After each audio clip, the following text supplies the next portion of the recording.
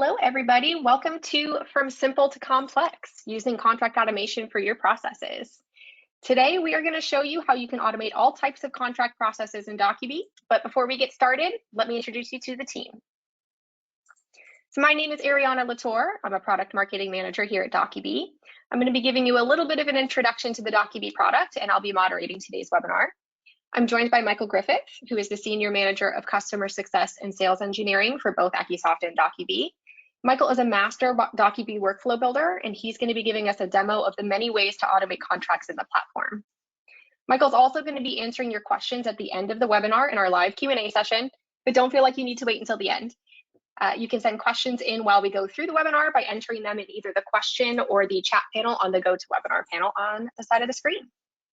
So with all of that housekeeping out of the way, let's start talking about contracts. So if you were to Google how many types of contracts are there, you will get a whole slew of different answers. Some articles will say that there's 4 main categories of contracts, some headline up to 31 types of must-know contract types. But regardless of how many specific contract types are out there, when it comes to working on them, there's an infinite number of processes surrounding them because every company does things a little bit differently. Maybe you have a simple standard NDA that your company drafted one time and you send the clients to sign as needed, and that's your whole process. Maybe your company has a really robust vetting process for vendors that might involve negotiating with the client for multiple rounds of edits, rules that require an executive to sign off if it involves a certain amount of money, and maybe it needs to be routed to 3 different types of departments for notification and for storage after it's been signed. And maybe your process is something in between. No matter how simple or complex your contracts are, Docubee can help support them. Our all-in-one intelligent contract automation platform is full of tools that can automate contracts end-to-end, or you can use our tools individually to fill a painful gap in your existing application or process. So let's take a look at some of the ways that we support the contract process. At Docubee, we talk about supporting contracts through 6 main stages. Those are gather, generate, share, collaborate, sign, and integrate. And we'll talk a little bit about these. In the gather stage, you can collect information to incorporate into contracts and agreements. So you can have clients submit information and documents from an easy-to-use form. You can pull information from the systems or databases that you use. There's a tool in here that helps support gathering information for you. Our generate stage allows you to create contracts through pre-built templates of the contracts that you use the most. You can create them on the fly with AI, or you can create and edit your own in our document editor. When it's time to share, you can seamlessly route contracts and agreements for review, completion, and approval as needed, or you can do it based on a set of rules and conditions. Our collaboration stage makes it really easy to work with internal and external participants to edit and redline your contracts in real time instead of having to download and email new versions after each round of edit. In the signing stage, you can collect legally binding e-signatures from participants on any device, and those come complete with signing certificates that include IP address and geolocation, and we have some other security features that can help if needed. And finally, integrate allows you to connect to the systems that you use daily, or if you have an existing application, you can incorporate Docubee's contract automation features through our APIs. With that intro out of the way, I'm going to hand things over to Michael so he can show you how we use these stages to work together to help you fly through contracts. Hello, everyone. I'm Michael Griffith. I'm the Senior Manager of Customer Success and Sales Engineering teams at Docubee and Accusoft. And I'm excited to get to show you around the inside of Docubee. What I'm going to show you today in our demo is how you can automate contracts in Docubee over 3 different complexity levels. So I kind of have those outlined here on this slide. But what we'll do is we'll go through an easy, straightforward contract process, which is using a pre-made template that you just simply send for a signature. A little more involved contract process where you need to get others to work together, to collaborate, to negotiate, and to make edits to that contract before signing. And then finally, we'll go into more of a high complex process, which we'll have that negotiation editing in there as well. But we'll also have some rules for using logic, so conditional logic on forms or maybe processes, and then automatically adding some clauses to the contract based on your input. So what I'm going to do is I'm going to back out of this slide real quick. Let me. And we'll jump right into Docubee. So this is the screen that you're presented with when you log into Docubee. This is our dashboard screen. And I'm going to spend just a few minutes here just to get you guys familiar. But from this screen, we make it really easy for you to be able to see your account standing, how many hours you might have remaining, how many total workflows you have built. Here in the middle is your workspaces. How I like to describe these are little groups or departments. So say you, as a business standpoint, you have an HR department, you have an IT department, and they're all using Docubee. You don't want the crossover of, say, IT being able to see HR information, right? So you can separate them into different workspaces, and you can set permissions for your members and admins of what they're able to access. On the right-hand side here, we have our QuickSign dashboard, essentially. So essentially, any document that I've sent through our QuickSign process, which is our process we'll be going to here in a second, you'll quickly be able to see the progress if we're waiting for signatures, if one's been completed. At the top of the screen here, we do have kind of it divided into 3 different processes. One being our QuickSign, our very simple, straightforward, hey, I have a document, I need to get it signed. We have here in the middle where we're actually creating a reusable document or template. And then on the right-hand side, we have building custom workflows, which is where we really get into the high complexity processes. I'm going to jump into the settings here real quick. So that's down here at the bottom left, just to highlight some areas such as when you are owner of an org, you can set up mail settings. So that way, if any emails coming from Docubee will be sent through your mail server versus Docubee. So you don't have issues with spam and everything like that. And it kind of is a white label type experience. You can also do some branding here. But also you're able to manage your different workspaces here by adding those specific members, setting their roles and permissions. So with the dashboard out of the way, what I'm going to jump into first is our documents section here on the left-hand tab. And the first thing we're going to point out is the library. We have 3 different sections. We have a library section, we have quick signs, and we have our contract module. We'll be going through all these today. But the library section is really we're like a repository of documents that you might use quite often. So this is where I would set up any templates that I'm sending on a daily basis, or maybe not even that often. For this example, I'm gonna upload a simple NDA, kind of show you the very simple use case there. One thing I did want to point out is if you use waivers or maybe PTO requests or one role documents, something that you just want to host on your website that a prospect or customer may be able to go into, interact with the document, and you want to get a copy of it completed back, you can host those in here, and you're able to generate signing links. So this link or this QR code you could have on your website. It could even be slapped up on your wall in your break room, wherever you need to do it. Anybody that scans this will be able to interact with that document and complete it. But let's move on with the NDA process. I'm going to add a new document here. So we're going to add a document to the library. You can see I can pull directly from Google Drive or Dropbox if you have that set up. You can even have AI generate a document for you, but I have one here on my machine that we're going to use. And you can here to be able to name it. I'm going to complete this upload. And now we see it living in our library. So a few things that actions you can have for any documents in your library. One being send it for QuickSign, meaning just send it out and get a signature on it, which we'll cover here in a second. You can also preview the document directly within Docubee. You're able to download a fresh copy. So if you want to have like master copies kept here, you're able to always grab a fresh one. And if we hit more actions, you can see there's quite a bit more that we can do here. One being bulk start, which I like to describe as if you have a CSV file, you're able to upload that, and this will literally send this NDA out to as many individuals you have on that file. So say I listed 100 employees with their email addresses, it would send this NDA to 100 different people at the same time. So you're not sitting here running it one time after another. If it's a Word file, you're actually able to come into Docubee itself and edit it directly in, just like you're in Word. What we're going to be doing today to set up the QuickSign is going to be managing roles and fields. So this is like creating the template off of this NDA. You can also stamp documents or actually burn information into these documents that are permanent. So if you want to stamp your signature or stamp a date on there or your company name, you're able to edit the document right within Docubee. So let's move into managing roles and fields. This is where we'll be presented with our document here. And we can see we have everything kind of filled out. We have some blank lines here. And for this NDA, I'm just going to use the example that internally I need to fill some things out before I send this to my customer to sign, right? So for role 1, that's all we have right now. We're going to hit manage roles, and we're going to add another role. And the naming of the role is just mainly for you, but let's say this is our internal employee and this is our external person. Now you can add emails here if you want them to be default. So this could always be internal, and we'll leave this one blank because our external person we're sending this to probably is going to change every time we're sending this. So we'll set those roles, and now we can see them on the drop down, and they are color coded. The reason for that is we're able to add fields or boxes onto this document or what they'll be able to interact with. So for my internal person, I really want them to be able to fill out this top line before we send it to a client. You can see I can size these boxes to match appropriately. I can even do some settings like, is this a required field or not? You can change font size, all that good stuff. We can do date boxes. I'm just going to use some as an example. We'll throw a date box in here. We'll size that. And I actually want this to pre-fill for my person. I don't want them to actually have to select a date. I just want it to pre-fill when this document's acted upon. And then we'll scroll down to the end of this document where we have our signature pieces, and we'll drop a signature box here. And we'll make sure this is required.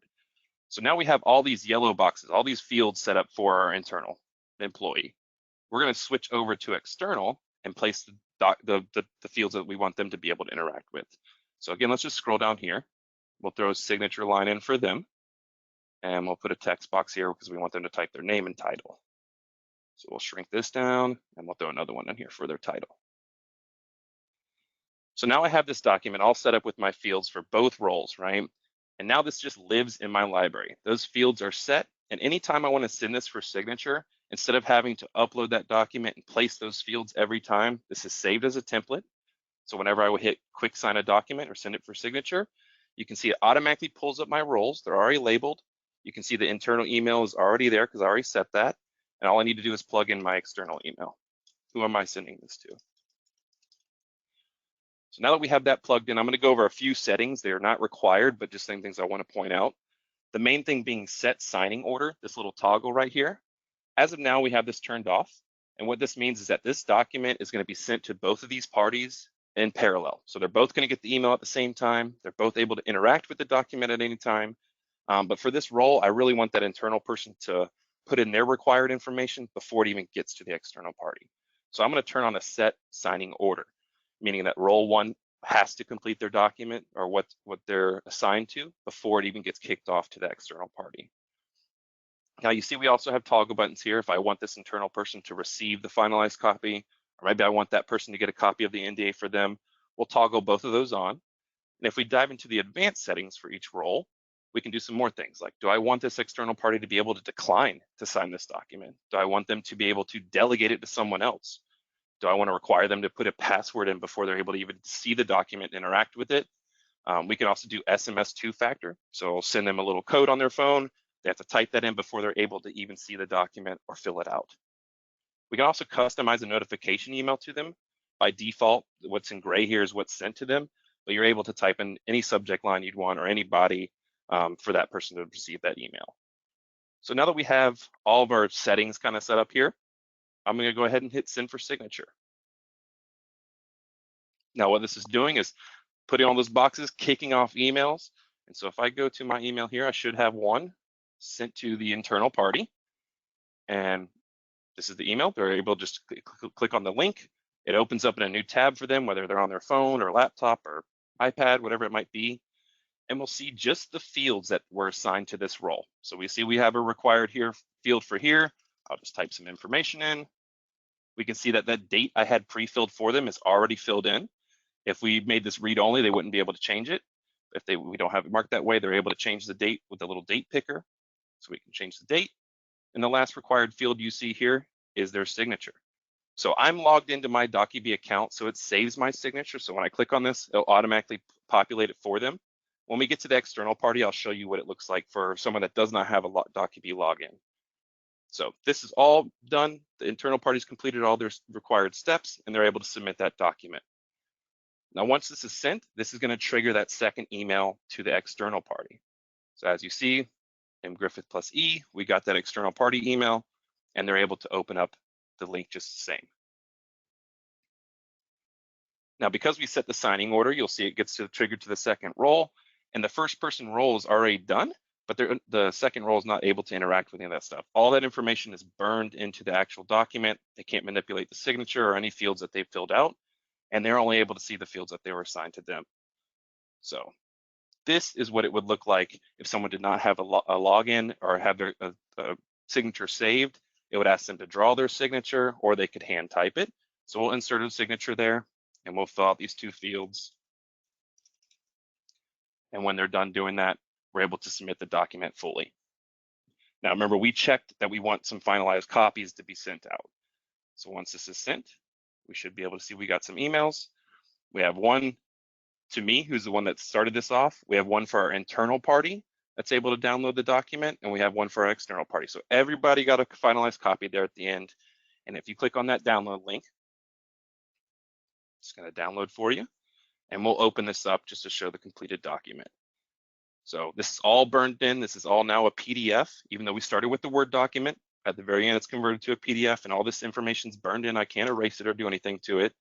And at the very end is our actual certified certificate. So here you see IP addresses, date stamps, everything, the full audit trail of who interacted with the document and when it was done.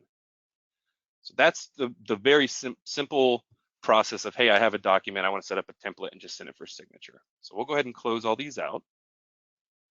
And what I want to move on to next is maybe a little bit more complicated, where we need a contract to have some negotiation, some collaboration, some editing done before it's even sent for signature. So there's no way we're setting up a template with something like that. That's where we're going to leverage our contract module.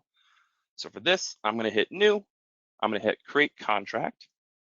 And you can see I can start with a blank document. It'll pull up in our Word-like editor, and you're able to just start with a blank document. If I toggle that off, I'm able to pull from my PC or my computer. I have ability to have AI generate something for me. I can pull from one of my templates that I have within my library. Say I have a contract in there that I want to start from and just edit from there. We can pull from our library or Drive or Dropbox. I have one on my machine that we're going to do. So we're going to go ahead and open that. And what you'll see as me being the creator, the first person that's interacting with this, is going to open up in a Word-like editor for me and allow me to make some edits in here. So here we can just type something in. Just like Word, we can bold things. It's pretty dang close to full fidelity with Word. So now that we have this all edited up and I want to now start collaborating internally, we can go ahead and start that next stage called collaborate. Simple as hitting start, and we can hit add to my team. Now this dropdown is pulling from your Docubee org. So anybody that you have a part of your organization would appear on this dropdown, and you're able to simply invite them into this document to collaborate with you. So I'll go ahead and choose this person. We'll hit add, and now we're going to set the permissions. Do I want this person to just be able to make suggestions and I'm still in control of the document, or do I want to let them edit along with me? We're going to leave it as suggestions for now, and I'm going to go ahead and hit save. Once I hit save there, it's going to kick out an email to that person I invited here. And you can see I've been sent a contract for negotiation. I'm able to open this document up, and it's going to open me up, this person I invited, it's going to open up into a Word-like editor as well. And I'm going to try to show this the best I can here on one screen. But what we have here is the person I invited. And on this main screen in the background, this is me who started the document. And you can see it's just kind of like Google Docs or something where you can hover, you can see who's live with the document, right? And if I wanted to make a suggestion here, I want to delete this agreement page. You can see it's live editing. So as this person's making suggestions, they're going to appear live on my computer. The main thing, me being in control and only giving them suggestions, I have to accept or reject these changes, right? So I can say, no, I don't want to make that change. I don't want to make that change, or maybe I did and it would remove it for them, right? We can also do comments. So say I wanted to leave a comment here for that person I invited. Oops. Let's add a quick comment here. Now, if I open up their window again, we should see that comment living right here, and we're able to simply reply. So this is live collaboration that you can work on a contract together. So now that we've done our internal collaboration, we're ready to move on to the next phase of actually including someone outside of our organization. We're ready to send this to the customer and start doing some negotiation steps. This is where now I'll move on to the next phase. It's going to let you know, hey, we're going to complete this stage, and anybody that might be in the document right now, it's going to lock them out. So we're going to move to that negotiation stage. And this is where we're going to invite someone from outside of our org. So there's no drop down, obviously. We have to type in their email. And we'll just do external. Oh my goodness, if I could type today. And then we're going to add them. And the same thing, we're going to be able to set their permissions. Do we want them just to view the contract we're sending over to them, or do we want to allow them to make some red lighting suggestions for us?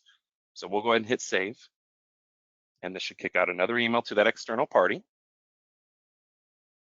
And as we see, we got another email to external. And again, they don't have to have a login or anything. They're able to open this up in their browser and we're going to go through that same motion that we were just in. They're going to have their own little window over here. They're logged into their computer at home. We're sitting at our desk at work. Whoops. Goodness gracious. And now we're able to do the same type of stuff. So here I have the editability, and on their screen, they're only allowed to make suggestions. And if we remove those, we see it's just live, just like it was with internal, right? So once negotiations have gone through, we've accepted their red lines, we've accepted their suggestions, or we've set comments back and forth. Now that everything's set in stone, we're ready to move right into signing. So that's simple as hitting start. We continue to signing. Now it's in this final phase. This is where we're able to set those roles, kind of what we just showed you when I did the quick sign, where I set that template up. I'm able to say, all these people that were involved in getting this contract where it's at, do they need to sign? So that receiving team person, the external party, we want them to sign, and me being the owner, I need to sign this. And we'll go ahead and hit save. Now it will sit in this stage here until you move it forward as the owner of actually wanting to send this out for signature. And when we do, you see it pops up in that quick sign modal that we just showed. Stuff is already pre-filled out for you based on that information. We can come in and set our advanced settings like we did before. And when we hit continue, it's going to present us with that document, and we're able to start dropping those fields like we did previously. So we have both of our roles here. If I want to have me sign it up here, right? And we switch over to that external party, and they need to sign it here, right? So we can set all those fields up and hit send for signature. And it's that same process that I just showed you earlier, where you'll get that certificate back at the end. You can make people get their finalized copies. But that's more of a more in-depth, not as simple a process, because there's that collaboration negotiation phase. One thing to point out too is where we'll go back to our library things. We have the quick sign and contract pieces here. We do have trackability here. So if I send something for signature, I can see if they're in progress, if they're waiting for a signature, if they've viewed the document before. Same thing with our contracts. I can see every contract that I've sent out and what stage they might be in. Do I have one that's currently in collaboration? Do I have any out that are negotiating with external parties?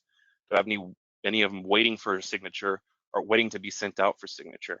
So there's a trackability there for all these things and within this document section. Now, the last thing I want to touch on is the more complex situations. So I kind of use the same scenario, and this is where we're going to start talking about our custom workflows. So here in my workflow section, I want to make sure I'm in the right workspace, and I built a contractor contract workflow. This is the main view you're going to have for any workflow that you might have. You can switch it to a list view, but the couple things I want to point out is how do I run this? So say I wanted to kick off this contract workflow. I have a login, I'm logged into my organization. You simply hit run and hit run again, and it starts that workflow. You also can do the sharing where you have a link. You can post it on a website or wherever it might want to live. Anybody that clicks on that link is going to start this workflow off. And we also have the bulk run feature, like I mentioned earlier, where you can upload a CSV file, and it's going to kick out as many instances at one time. The main thing being an admin here and having a workflow, and really what I want to showcase here is how powerful this can be, is when we go into the back end here, and I'm just going to show this. I'm going to have to zoom out a little bit so we can see the full picture here. But a workflow is essentially a process, right? We're trying to automate a process for you guys. So there's a series of steps that usually happen. And like Ariana mentioned earlier, every business kind of runs differently. Everybody has their own little quirks and things that they want to be done during certain processes. So for this process, say this is a vendor contract. I want my internal person to start this off. I want them to supply information, right? Obviously who's submitting it, but I want them to give me the contractor information. What's that person's name, their title, their email, what's the contract number, what's the company name? And then what I really wanted to show you guys here was the ability to show some conditional logic and how we can generate documents based off that. So we have a series of clauses here that I've built into this web form, and based off of which boxes are checked, we're going to generate a document differently based off of these different clauses, right? So if I go back to the modeler, and you can see this moves step by step, so top to bottom. Once this task is complete, it moves on to the next one, and to the next one. And one of these tasks is called generate document. And what we have here is our contract. I left things highlighted to make it a little bit more clear for this demo. So where we type in that contract number on that first web form, or we enter the date or the company name, those will automatically get generated onto this document based off of what was entered into those fields on the web form, right?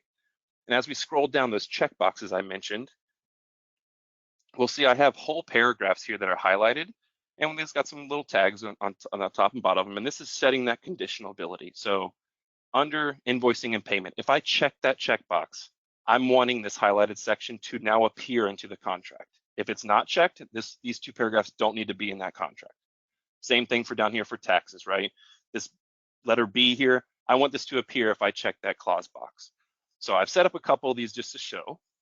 And then down at the bottom for the signature pieces, we have some tags here as well. This is where we're able to dynamically place those signature boxes that you were manually doing for the quick sign. We can conditionally base that off of something we're looking for in the document. So if I wanted to search for the word signature, and any place I see signature, I want it to replace it with a signature box, we can do those types of things too. So now that once that document's generated, we're even using some further logic. So this is where we can really get complex with branching, right? So in the scenario that I made up here, if we choose this liability box in this made up scenario, I'm saying, hey, if that's checked, our liability department needs to be involved in this contract process. So again, when this branches out, if we check that liability box, it's going to follow this branch and send us down the liability branch, where you can see I have an email being sent out to the liability department. If we don't check that box, it's going to go straight down and it just sends it to our legal team. Liability is not involved at all. So we can really get complex here with what departments need to be involved. Is there approval processes, things like that. You also will see in this model that we have some reminder branches. Something we don't really have on our contract module that I showed you earlier is being able to automatically remind people that they have not completed a task yet. So we're able to add that in here. So for this collaboration stage that I've built in, our reminders are going to go off every 3 days for a maximum of 2 repeats, and it's going to remind people, hey, you haven't completed this task yet. So it's going to automatically do that, so you're not left chasing people down to get a contract to move on to the next stage. Further down, same thing. We have some more reminders. The main thing at the bottom, after we get done signing, we can send that completed copy. But one thing I wanted to explain to you, I'm not going to set up, but we can also export documents directly. So after that email got sent, we could have it automatically get sent to your Amazon bucket, to your SharePoint, to your Google Drive. We can automatically export that completed contract into a repository wherever you'd like, or it can stay stored within Docubee. So now that I've kind of given you the background here, let's run this real quick. I'm not going to run through the full process because a lot of it's that collaboration negotiation stuff, but I do want to show the document generation and see if I built it correctly. So as we run this, you can see it's going to bring us to that first web form where I'm required to put in some information. So we're just going to put a test name, put an email in here for the contractor, a title, contract number, we'll give it some fun number, and the company name, we'll do Michael Scott Paper. And now with our clauses. So remember, if I checked any of these boxes, those highlighted paragraphs were going to appear. Let's do invoicing and warranties. I'll leave taxes out. So when this generates, when we get to that part, we should not see a highlighted paragraph in that section of the contract.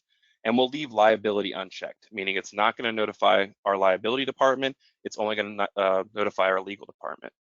So when I hit continue here, it's going to open up into that Word-like editor like I showed you before. And now we're going to see how this actually generated.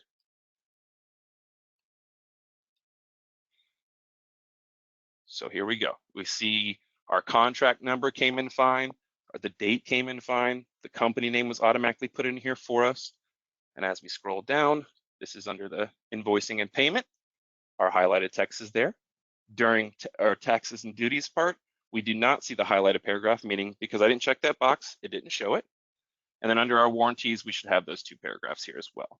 So as you can see, that conditional logic is really influencing how this document's actually generated. And if we hit continue, well, actually, I'm gonna go to my email. We should have one to our legal team where they're able to view that proposal as well. They're gonna be able to open it up on their screen, and we're in that same type of collaboration phase that we were showing earlier. So with that all said, I know that was a lot I kind of just threw at you, but that's really where we can show how our workflows can really get complex and kind of do any process that you guys need. So with all that, I'm going to pass this back over to Ariana. If any questions came through my long spiel, we can go ahead and answer some of those. Awesome. Thank you, Michael. So yeah, we covered a lot, especially the workflow builder. It's really great, all the stuff that it can do, but I know that it's kind of complicated. So if you have any questions, go ahead and enter them on the questions tab in the GoToWebinar panel so we can get them answered. I do have a couple that came in during the demo. The first one I can actually answer. Somebody asked if the session was being recorded so that you can refer back to it later or share it with somebody who couldn't be here. The answer is yes, we absolutely are recording it. We will share this out in an email to you probably tomorrow morning. And that'll be with the email address that you used to sign up for the webinar today. We also always post the recording of our webinars in the video section on the Docubee website, so docubee.com, under resources in the videos tab. So that will be there for you guys to be able to share. We have another question about whether someone that I send contracts to for negotiation or signature needs to have a Docubee account. Good question. No, they don't need to have an account. Each link that is sent to that participant is generated unique to them. So no login is required. If they have, if you have internal team members you want to collaborate with, they will need to be a member of your Docubee organization. But for all those external parties, anybody that you're sending something for signature for, they do not have to have a login for Docubee. Awesome, thank you. We have a question about how many people can work on a contract. Oh, good question. I failed to mention that. So 6 participants for each team. So a total of 12 are able to collaborate, negotiate during those stages. In the signing stage, there's a maximum of 6 signers total though. Good to know. This is also something that I think we're typically pretty open to working with people on. As we do features, we like to make sure that our customers are getting what they want and what they need. So if this is something that would be, you would need more participants or something, I think that that's something you could always bring up to the team. Yeah, our engineering team would definitely explore those if needed. So we have one about, are there any security protocols in place to protect health information? Yes, Docubee is hosted on Amazon Web Services.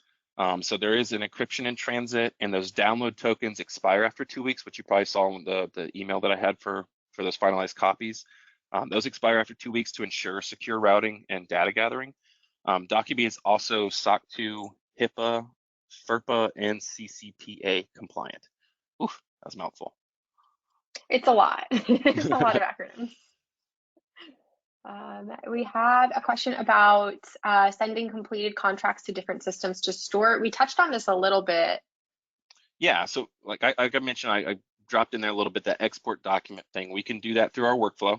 We have a number of native integrations, which are the ones I kind of showed you, but we also have API and webhooks that can export your completed documents to different systems. So if you have something and you want to explore that, please let's get together and we can dive down that rabbit hole and see if that's something that you guys have open APIs for. Awesome. We have a question about building workflows. Do we have to build workflows ourselves in the platform, or do you build them for us? Both. So we have packages that include what we call professional services hours, and those are to help you build out your workflows. So that's people that are on my customer success team. If you purchase those, they will build those out for you. They'll meet with you weekly type thing to understand your process and actually get those up and running, testing with you and everything along those lines. But you can also purchase a self-service plan and add those hours if needed. So those hours, like I mentioned, can be used for onboarding or training, consulting, or we can create workflows for you. But we're happy to help you be self-sufficient and build workflows yourself. So whatever, it's kind of whatever you need. We're here to support. Perfect. And I see one more in my queue right now, and that is asking, how does pricing work for Docubee? Pricing is mainly a seat-based type thing, I believe. We have pricing plans on our website that you can explore. They differ based on whether you just need, the contract capability, or do you want more of a branded experience, which is kind of our pro plan, or do you want more of those workflows and APIs? So our team was really flexible, and we'll create a custom pricing based on whatever needs you might have. Like I said, our team is always happy to help. So please reach out to us, and we'll figure out a plan or design something that works for you. Awesome. Thank you, Michael. That is all the questions that I see in my queue right now. So I'm going to go ahead and start wrapping up. If you have anything else, go ahead and still enter them while we're going through the end of the webinar, and we'll make sure that somebody from our team follows up with you after the webinar to get them answered. So we can go ahead to the last slide, Michael. I hope that the webinar was really helpful for you guys today and sparked some ideas on how we can help you fly through contracts at your company. If you'd like to chat with a Docubee specialist about your exact contract process, you can scan the QR code on the screen to schedule a custom demo. There also will be a pop-up survey after the webinar where you can request a demo, and a team member will reach out to you to get that scheduled. You can enter any extra questions that you'd like us to answer for you, or give us some feedback on the webinar there as well. We always find that really helpful. We will also be sending out a recording of today's webinar via email tomorrow if you'd like to review any part of it or share it with colleagues. And as I said, that recording will also be available on our website in the resources section under videos. So thank you guys so much for joining us. We really hope that you have a good day. Bye, everyone.